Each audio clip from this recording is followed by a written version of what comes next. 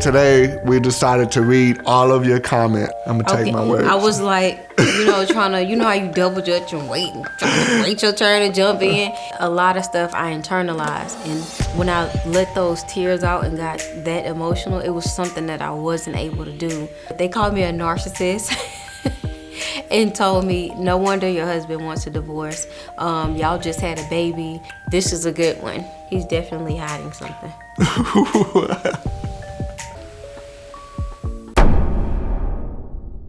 Frank Kylie says, I wish we could talk like y'all. I just leave and she don't like where she tracks me at and she keys my Alright, so before I respond to that, let me clarify, we do not have it all together. But just me reading your comment, you kind of explained the issue that you had. You said you leave, don't leave. Let's be open and honest with the people. The reason he can give that advice is because we will argue, and his way of dealing with it was to leave. I can speak from my perspective and say that when you leave, when the woman is so vulnerable and she don't know where you're going, of course, if she got that amount of time on her hands, she's going to track you. And then if she finds you doing something... He's about to go replace me. That's what's about to go on. He's about to go look for another skeezer.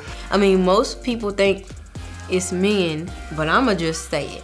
You'll be surprised how many Tatianas, however, are out there and just know you have a girlfriend or a wife and just don't care.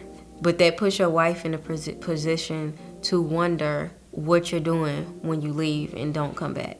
So, not saying she should have keyed your car. It really comes down to being true to who you really are or who you want to be and authentic in that moment. So what I had to learn how to do is, look, I don't want to hurt you. I don't want to be mad at you. And what I learned to do was to say that in those moments when she's actually being mad at me, I say, look, I love you. You're the best thing that ever happened to me. You're the number person in my life, number one person in my life. I don't want to argue with you right now. Like, I need to be the only person in your life. You know what I'm saying. Saying those things, I think you can almost see her melt in that moment. You can see me melt when you say that? Absolutely. Oh, God. Absolutely. I can see like she got to go change her underwear. What? But no, it's real. But that takes so much strength to do that in that moment. And I have to admit, I don't always have that kind of strength. It's very easy to like, no, blah, blah, blah. That's easy to do. What it takes a whole lot of strength and courage to do is to be authentic and true in that moment, to say, look, I don't know what we're gonna do next, but I do know that we're gonna be together forever and we're gonna work this out, whatever issues that we're having right now. I promise you, you'll start seeing issues being resolved a little bit differently, because a lot of times women automatically go to that succotash. God dog it. You good? Using the splash zone on that one. I'm melting.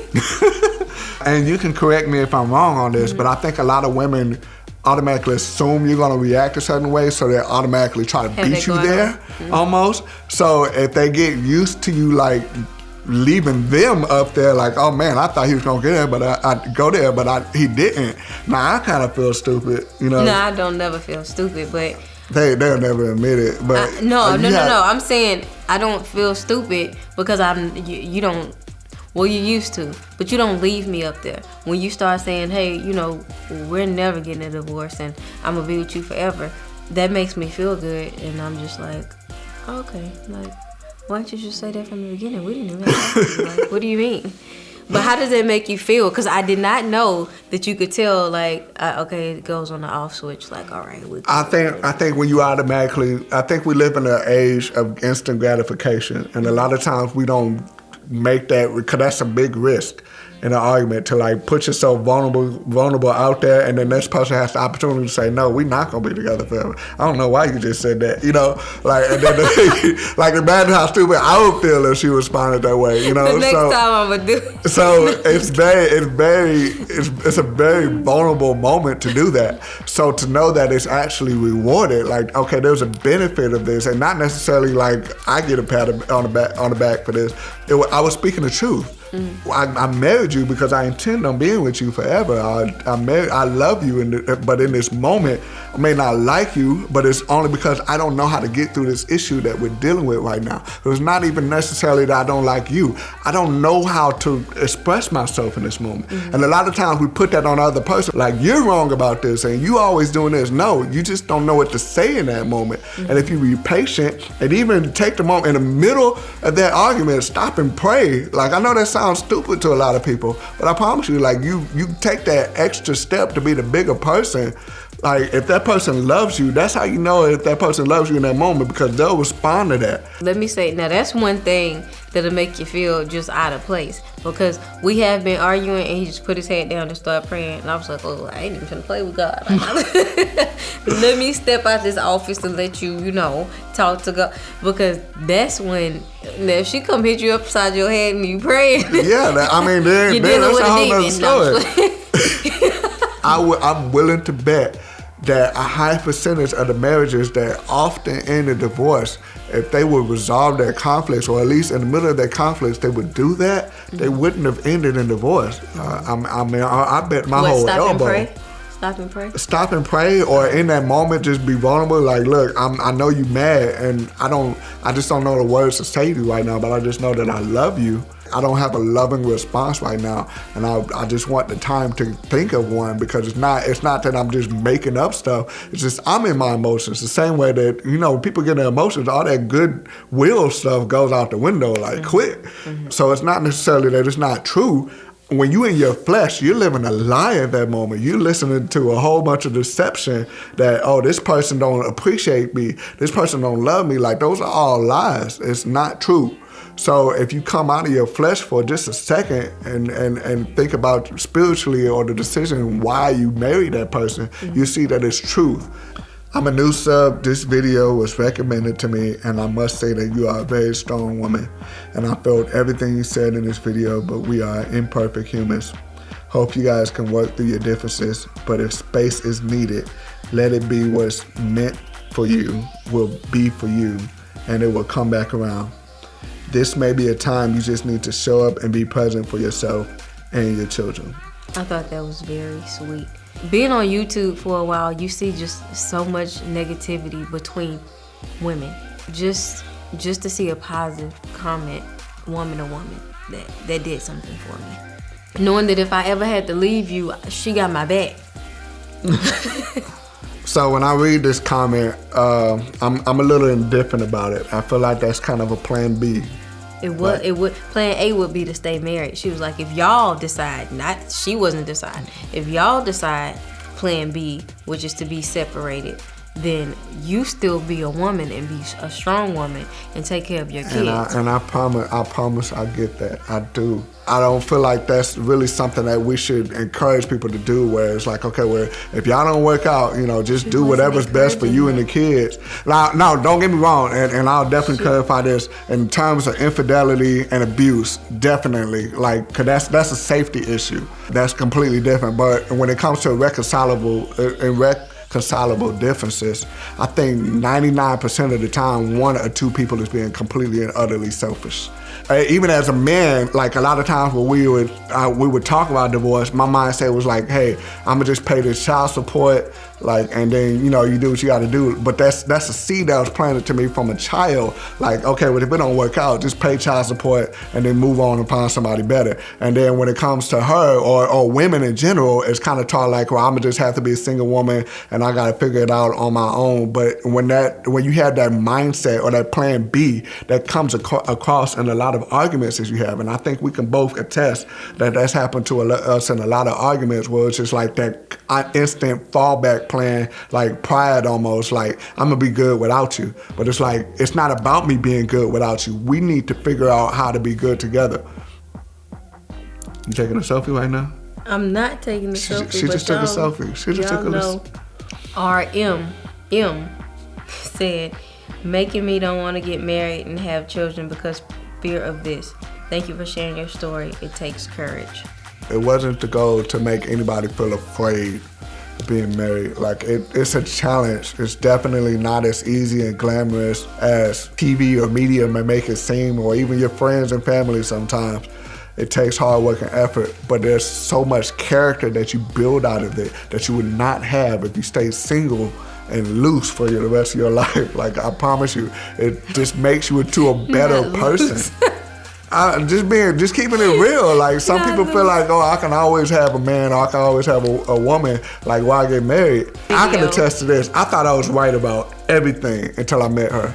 I felt like I was woke and just paying attention, like, you know. But when I met her, like, it humbled me in so many ways, because it's like, you know what, I'm not right about anything. A lot of things I'll never be right about. How did it humble you? Me? Because you had a lot of girlfriends. You had a lot of, why didn't any of the other, in case they watching? No, I'm just kidding. They watching. The shade. Why me? Why did I was just drawn to you. Like, I couldn't even really explain to it. I can't explain it. Like, I was literally just like, there was a lot of women that I was dating at the time that on paper they would have been a great decision, but it's just like, I don't know why I just want her. It could have been a part of the conversation that we had, but I do remember vividly thinking that in the middle of our conversation, you was talking about something that you went through, and I was just like, this woman deserves to know that there are good men out there that don't cheat, that are faithful, that do, you know, have the best intentions for you. And I just felt like she deserved to know that. And that's because I was raised by my mom, and I'd seen a lot of things that my dad was doing. I saw he didn't mean harm when he was doing it, but he was harming her. And me living with my mom, I saw her side of the story, and that was just my intention. Like, I don't ever want to put a woman through that. So because of my dad, not saying that my dad was a horrible person, but just like the little mistakes that he made, it just made me like, I don't want to lie, I don't want to cheat. Like, I just want to have that type of integrity to where people can see on the long run that, hey, this person was very consistent with his personality, so I can trust him. And that's what I wanted from her. And I couldn't explain why I wanted that without even really knowing her. But I just did, and when I did, I committed to it. But you can call me Sam, only because they've been rocking with us since forever, ever. I'm rooting for y'all. You can get through this. Marriage ain't easy, and you can leave it just because you're not happy. I think the way that y'all are talking is healthy and helping. Don't run away from one another. Appreciate that. That's definitely great advice, and I think that's kind of what we're saying here. Like, even if you don't have all the answers and solutions, just don't run, don't leave. I know they talk about not going to sleep angry, and I think that's overall true. But I don't think that always mean that you have to have a solution before you go to sleep. I think that's two different things.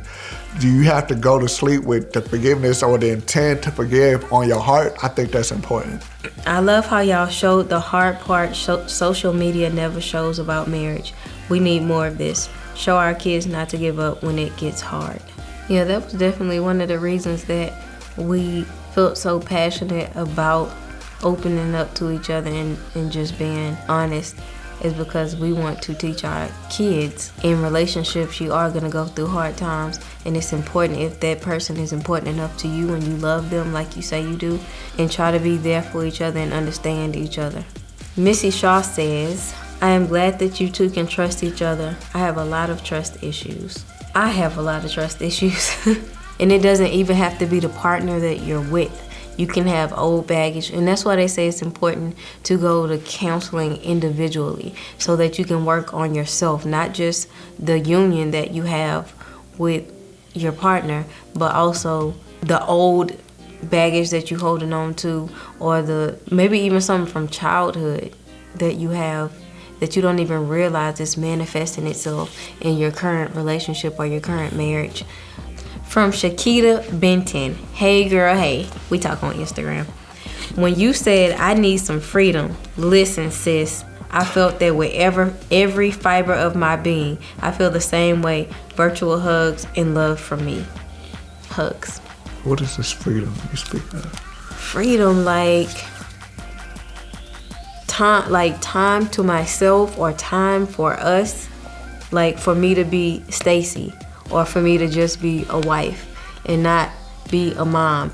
Or sometimes not be a wife. Just like I said, be Stacy. Just I don't get a lot of the time. I'm being pulled in mommy direction or wife direction, but I never have time for me. And I think that's how I got to where we ended up today at a doctor's appointment, and I'm crying my eyes out, and my doctor like, I think it's just stress.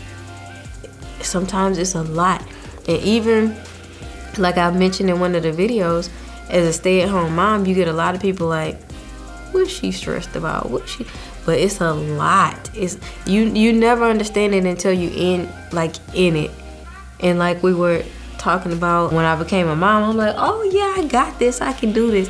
And then you have all of a sudden have 3 kids, and you have them back to back to back, and it's kind of like, whoa, like you love your children with all your heart, would die for them, do anything for them, but it's like, can I breathe? It's like you don't have a second to take a shower. You can't go to the bathroom longer Baby than literally be waiting outside the door while she's in the shower. crying. Debbie Price said, very mature conversation. Looking back on that, after it was edited, I do think we grew, and because we weren't always able to sit down and like, okay, I'm gonna let you talk and say your points. And not saying that. No, I'm like, yeah, I'm legit proud of you. Like when I was editing the video, a lot of that she let me talk, and yeah, I'm legit proud of you. I appreciate that. Even when I knew I was talking and she was disagreeing with me, while I could feel like her eye burning a hole in the side of my face, because it's like, I disagree with you so bad right now, she still didn't say anything, and I think that's huge. Right, I felt like that was the moment that we had to allow each other to feel what we feel and say what we say, or else we were never gonna get past it. Okay, we reached the end of the video, but we want to collab with other couples to talk about this marriage thing. Like, we have to continue to talk about this marriage thing and keep this thing rolling. It is so important. We want y'all to see other couples' views on marriage. So we will be reaching out to some of y'all, or y'all can reach out to us if y'all want to, collab. We want y'all to literally sit on the couch with us. Come join us on the couch. We don't want to do a virtual collab. We want to meet up and actually give you a hug and talk about it and laugh together. We don't want no Skype. Come sit on this couch. This is us couch. Hit us up. Peace. Well, thank you so much for being here and coming and sharing your story with me. What I want to do is get more a sense of what it is that you are actually struggling with. I wouldn't say I feel resentment. It's more like a stress and responsibility on my back that only I can carry. So, Can I get a tissue? Sure. I feel like I'm setting a bad example. How so? Because I'm stopping my dreams to take care of them. And that's not going to benefit them. I feel like in the end.